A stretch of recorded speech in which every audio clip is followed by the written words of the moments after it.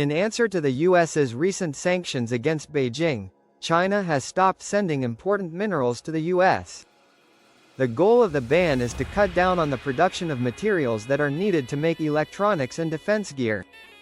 The ban is part of a bigger trend between the world's two biggest economies. Australia has been criticizing the US and China for not being fair in how they compete with each other.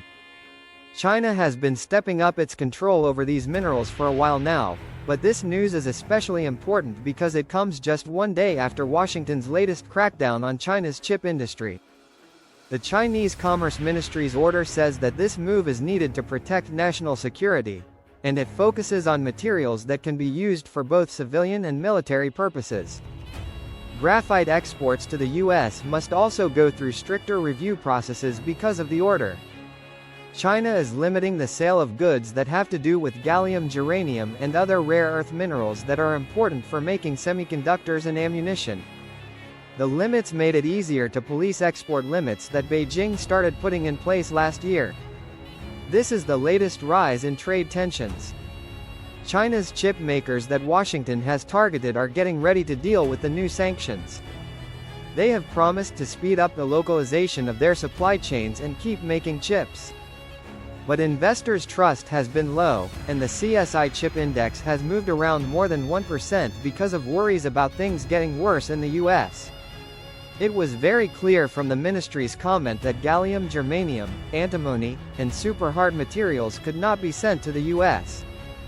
There isn't much room for opinion here, and this is a big step up in the trade tensions between the US and China. The US has made it illegal to bring gallium and germanium into the country. These are two very important minerals for making semiconductors. These minerals are important parts of infrared technology, fiber optic lines, solar cells, bullets, weapons, flame retardant batteries, nuclear weapons, and high-tech military equipment. But antimony, a mineral that isn't as well known, is also very important for making bullets, guns, batteries that don't catch fire, and even nuclear weapons. Because of the ban, experts are worried that China might go after other important minerals, like nickel and cobalt, which are used in a lot of different industries. It's crazy how much the US depends on Chinese minerals. From now until October, China won't send any wrought, unwrought, germanium, or gallium to the US. It is clear that China is the world leader in producing these materials. It makes 59.2% of the world's refined germanium and 98.8% of its refined gallium. Antimony trioxide prices in Rotterdam have gone up by 228% since the beginning of the year because of this ban. As of November 28, 2024, they were $39,000 a metric ton. This price increase is expected to have effects on many different industries. Many countries are already digging in their own backyards to find antimony reserves as a response to this news from around the world. The US has been slow to react to this export ban, but the White House has said that they are looking into the new rules and will take the right steps to deal with them. There is a renewed focus on moving important supply lines away from China, which means that more work needs to be done to improve production in other countries or make new trade partnerships for these minerals. There are already trade problems between the US and China, and this export ban is just one part of those problems. The US started its third crackdown on China's semiconductor industry in 3 years just one day before China made its news. Exports to 140 Chinese companies, including big names like Nora Technology Group, were limited. This ban comes at a very important time because the US is about to get a new president. Donald Trump has promised to put 10% tariffs on Chinese goods and has even threatened to put 60% tariffs on Chinese products. As American officials put more limits on importing US chips, the Chinese industry has been responding. Some groups have even asked their members to buy semiconductors made in China. This talk could have big effects on US chipmakers like Nvidia, AMD, and Intel, who have been able to keep selling chips in China even though exports are limited. This export ban and the trade tensions that followed could have a big effect on the whole world. They could mess up supply lines in many industries and cause prices to go up for consumer goods that use these minerals. Long term, this could change the way these important minerals are supplied around the world, with more work being done to find new sources outside of China.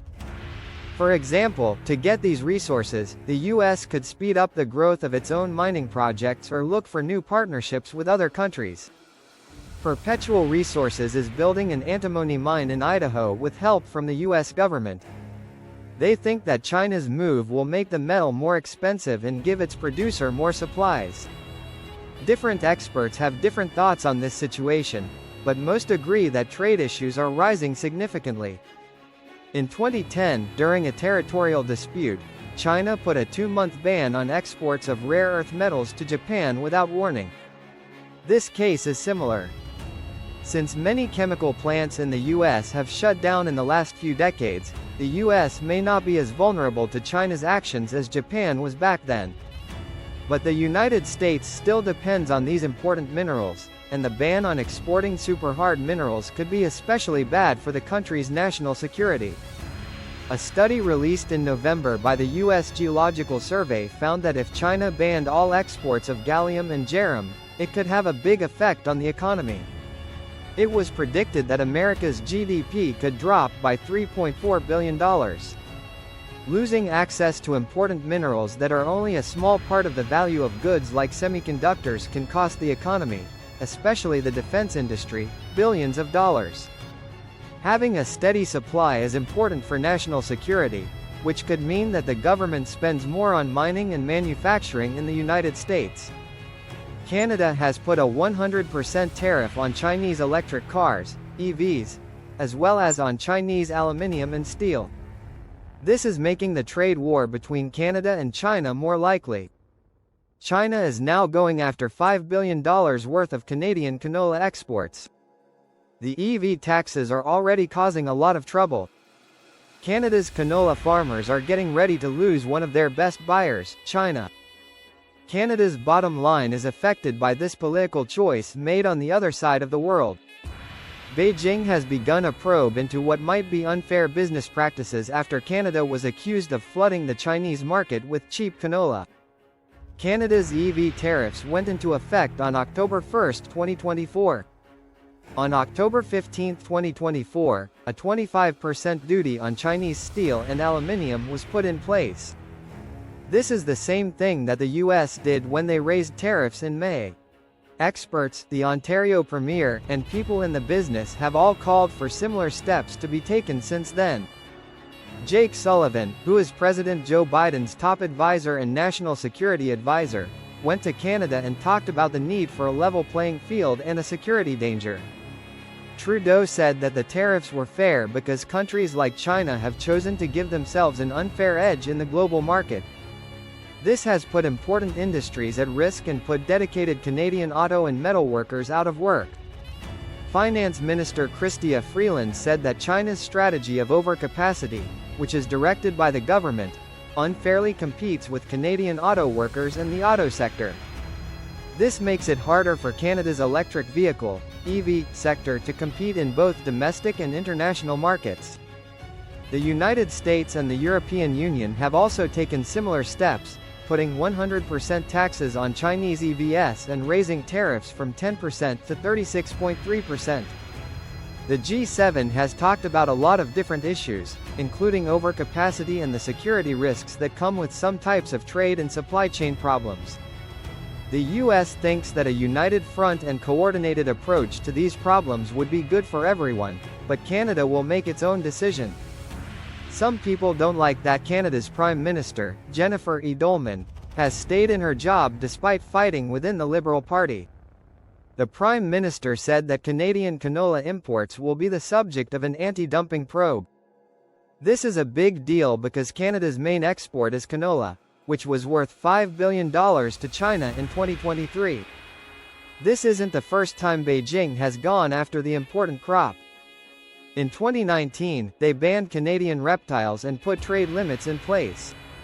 They also jailed Michael Cogg and Michael Spavor. China has said it will look into Canadian canola imports for anti-dumping reasons because of Canada's taxes.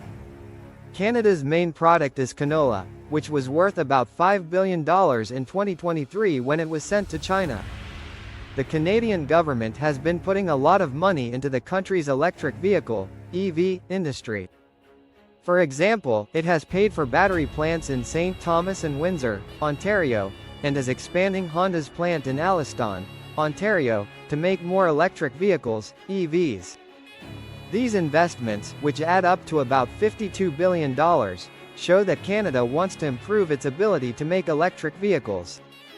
But worries have been made about how these tariffs will affect how much EVs cost and how many people buy them in Canada.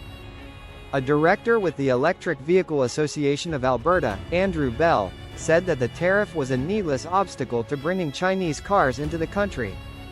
The Canadian government has big plans for EVs. By 2035, they want all new cars sold in Canada to be electric or hybrid. The government has set clear goals, such as making sure that 20% of all new cars sold by 2026 are electric or hybrid.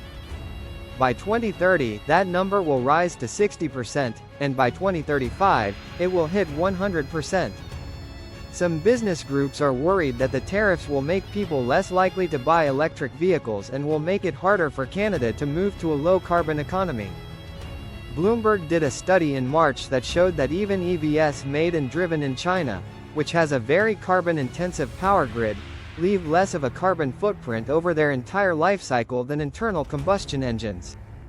This result calls into question the idea that China's energy mix makes its EVs less eco-friendly by nature.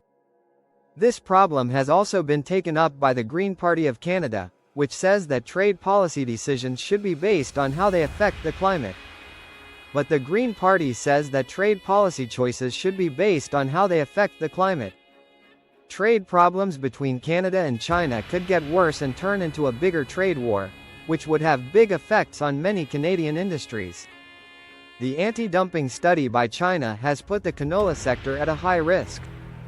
This sector creates $29.9 billion in economic activity and supports 207,000 jobs in Canada every year. Canola futures fell by 7%, while China's rapeseed meal futures rose by 6%.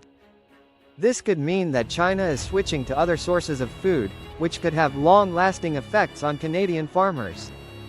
The Canola Council of Canada has asked the government to step in and try to find a solution, but the fact that tensions are already high means that a quick fix is not possible. Canada is going to put a 25% tariff on steel and aluminium from China and a 100% tariff on all electric vehicles, EVs, made in China, even ones that are highly subsidized. This move is in line with what the US did when it raised tariffs in May. The Canadian government has also asked for the same thing to happen because it worries about China's control over the world market and supply chain for electric vehicles. Costs are likely to go up across all businesses because of the tariffs on steel and aluminium. This could affect construction, home appliances, and other areas. A lot of different things, like canned foods and cars, may cost more for consumers. A report from RBC in September 2024 said that Canada's planned tariffs would make EVs more expensive and businesses that use aluminium and steel more expensive in the short term. Going against Beijing is more likely to happen now, which could hurt Canadian exports of goods. Canada's moves against Chinese EVs are part of a larger trend happening around the world. For example, the US has put a 100% tariff on Chinese EVs, and the EU has raised its tariff to 36.33%. People are worried about China's control over the global EV market and supply chain, so these steps are being taken. 550% of the battery power used in EVs around the world comes from China. In July 2024, more than half of all cars sold in China were EVs or plug-in hybrids, which was a record. The fact that the World Trade Organization is involved in this trade disagreement makes it even more global. China and Canada have both said they plan to use the WTO's dispute resolution mechanisms. This could make this problem between the two countries an issue of international trade law. The Canadian people and business community have had a range of reactions to the tariffs. Lana Payne, the head of Canada's biggest private sector union, has backed the measures. However, EV advocacy groups are worried about how they will affect the number of EVs on the road and how much they will cost. Stephen B., who is on the board of directors of the Electric Vehicle Society, asked the government to set a time frame for the taxes. He suggested that the program should last for 5 or 7 years. The Canadian government has to find a way to protect the economy while also pursuing environmental goals. Some experts suggest different methods, like giving specific incentives to low-carbon electric vehicles, EVs. 57% of people who answered EY's Mobility Consumer Index 2024 were worried about how much it would cost to put at least charging units, and 54% were worried about how much it would cost to power them. China's response to Canada's EV taxes could hurt the country's economy in important areas like canola exports, which could cost more in the long run than the benefits of protecting EVs.